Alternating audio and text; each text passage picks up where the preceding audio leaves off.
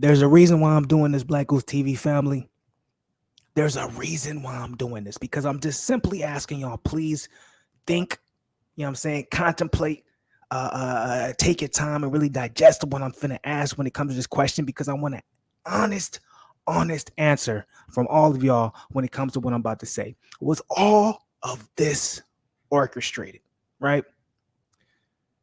Has Jake Paul been using Tommy Fury's name as a marketing tool to boost each fight that he has before eventually meeting him in the ring for what would potentially be a mega fight, even though both fighters' record does not in any type of way correlate to it making sense for it to be a mega fight. But because of their profiles and what they've done outside of the boxing ring, it will be. Now, once again, think about what I just said. If you don't understand the question, see, I did it slowly. I did it real slowly. I took pauses in between so you really understand the question I'm trying to ask. Is all this being orchestrated? Was the first time Tommy Fury pulling out? Is all this being orchestrated? The second time he's not able to enter the visa. It's very convenient with the Dan O'Connell's type of things and all these different cases.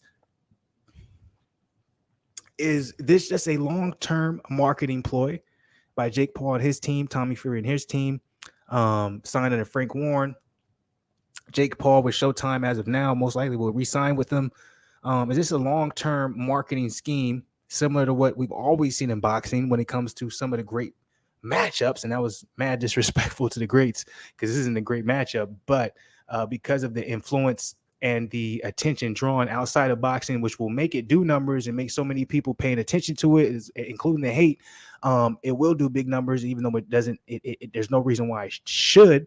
Honestly, it's kind of like disrespectful to the sport. It becomes one of the biggest, rivalries or the biggest fights that we need to see happen ever in boxing. But that's kind of what it's leading to. So, what do you guys think about that? Am I tripping? Am I tripping, or am I on point? Like, be 100 with me. Like, when you really look at boxing, don't be so simplistic. You know what it is when it comes to this channel. We're not simplistic when a lot of things we look at it. And I'm looking at we're in a very simplistic state when it comes to Jake Paul's career. Most guys in his career and at his stage, there's no way we should be announcing him fighting a guy who would be on an undercard of a fight that most likely would not even be close to touching the Showtime pay-per-view broadcasting channel. You feel me?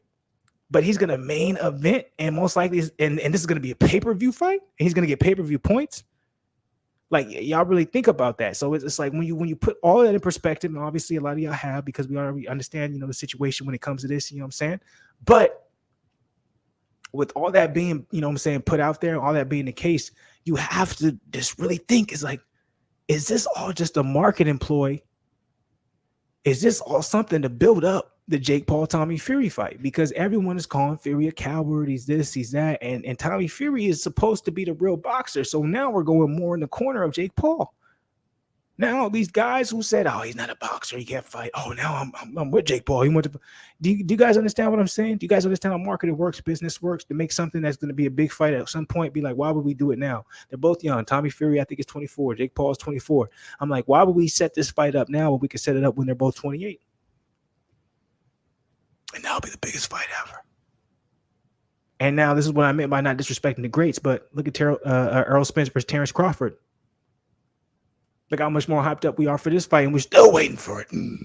That's boxing. That's how boxing works. Tyson Fury was Deontay Wilder, kind of, shook the world up. But look, we want Deontay Wilder versus Anthony Joshua. We want Tyson Fury versus Usyk. You know what I'm saying? Nobody wanted Usyk versus Joshua. You feel me? The fights that we want are always just like they delay it. Like, yo, hold up. We're going to make you really wait for the fights that y'all want. That's how boxing works. So the way I see it, this is all a marketing ploy. I'm going to be 100 with you.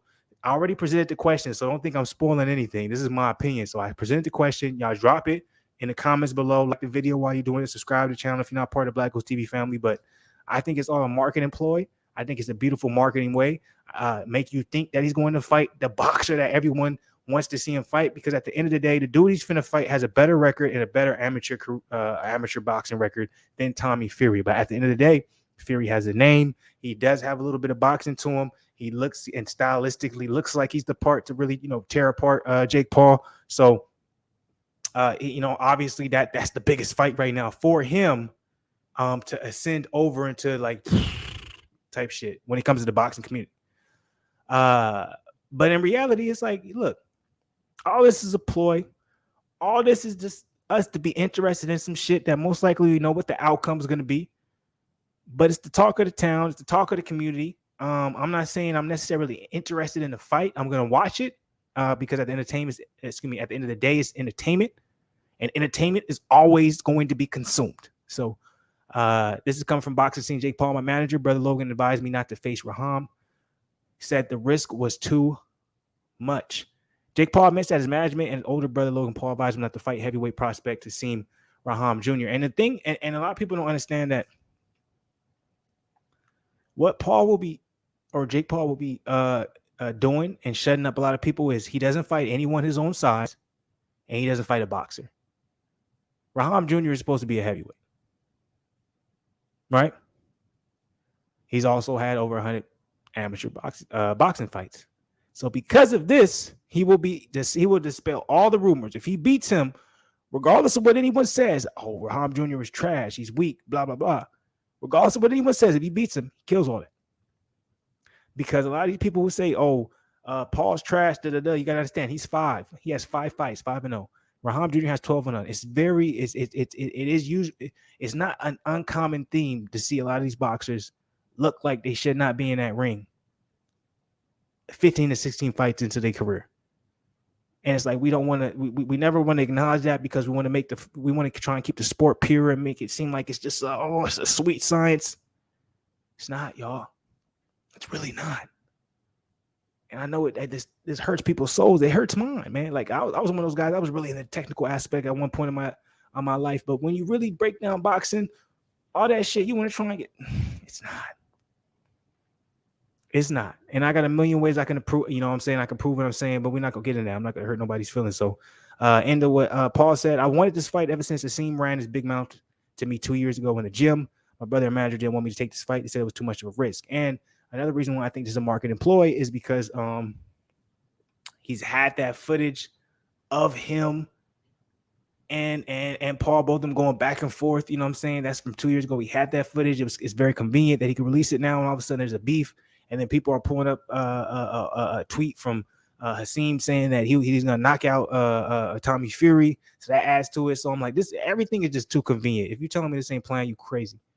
The New York State Athletic Commission didn't want to approve this fight because they said Hasim had too much experience for me. He had over 100 amateur fights, 10 times more than Tommy. But I'm built different. I'm psychotic, chaotic, problematic.